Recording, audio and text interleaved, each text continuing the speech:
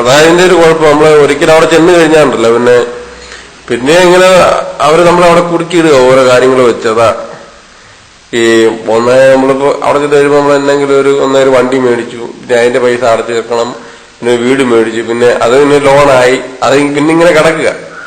പിന്നെ ഒരു വിധത്തിൽ പിന്നെ അമ്മ പിടിച്ചിടുക അവിടെ, ഊരി പോരാൻ പറ്റത്തില്ല.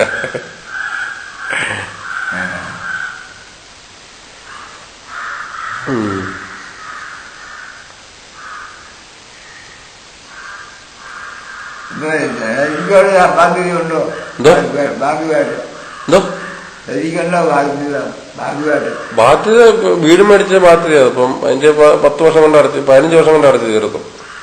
ഇപ്പം 3 വർഷം ആയതുള്ളൂ, ഇനി 12 വർഷം കൊണ്ട് കിടക്കുക.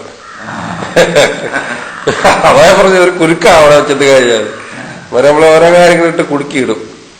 പിന്നെ അത് തീരുമ്പോഴത്തേക്കും പിന്നെ വേറെ എന്തെങ്കിലും ആവും. അപ്പൊ അതിന്റെ വീടിന്റെ ഒരു മാതിരി തീർന്നു വരുമ്പോഴത്തേക്കും പിന്നെ വേറെ എന്തെങ്കിലും കുരുക്ക് വരും. അത് ഇങ്ങനെ നമ്മളെ പിടിച്ചിടുക അവന്മാരവിടെ. അതാകുമ്പോ അവിടുത്തെ കാര്യങ്ങള്. എന്നാലും ഇത് ഭരണത്തിന്റെ കാണാൻ എന്തോ എനിക്കോ പിള്ളേർക്കോ? മൂത്തവന് 4.5 വയസ്സ്, രണ്ടാമത്തവന് 3.5. നഴ്സറി പോകുന്നുണ്ട്. LKG ആയിട്ട് ഇങ്ങനെ പോകുന്നു. അതെ,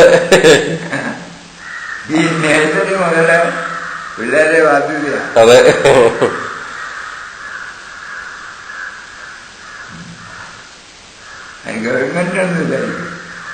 ഗവൺമെന്റ് പിള്ളേർക്ക് പഠിക്കാനുള്ള പൈസ ഇങ്ങനെ ഉണ്ട്. സ്കൂളിലൊക്കെ ഫ്രീ ആയിട്ട് പോകാൻ പറ്റും നമുക്ക്. സ്കൂൾ 12ാം ക്ലാസ് വരെ ഫ്രീ ആയിട്ട് പോവാം. 12ാം ക്ലാസ് വരെ വേറെ പൈസ ഒന്നും കൊടുക്കണ്ട. പ്രൈവറ്റ് സ്കൂളിൽ പബ്ലിക് സ്കൂളുണ്ട്. അവിടെ പബ്ലിക് സ്കൂളുണ്ട്, അവിടെ 12ാം ക്ലാസ് വരെ പൈസ ഒന്നും കൊടുക്കണ്ട. 12 വരെ. അത് അതുവരെ അത് കഴിഞ്ഞാലേ പിന്നെ പൈസയുടെ ആവശ്യം വരുന്നുള്ളൂ. അല്ലെങ്കിൽ പിന്നെ നമ്മൾ പ്രൈവറ്റ് ഇംഗ്ലീഷ് മീഡിയം സ്കൂളിൽ വിടുന്നില്ല. അവിടെ പ്രൈവറ്റ് സ്കൂളുകളുണ്ട്, അവിടെ വിടണം. അവിടെ വിട്ടാലേ പൈസ ആകത്തുള്ളൂ. അല്ലാതെ പബ്ലിക് സ്കൂളുണ്ട്, പബ്ലിക് സ്കൂളിൽ അവിടെ കുഴപ്പമില്ല. ഗവൺമെന്റ് പൈസ കൊടുക്കുന്ന അതിന്റെ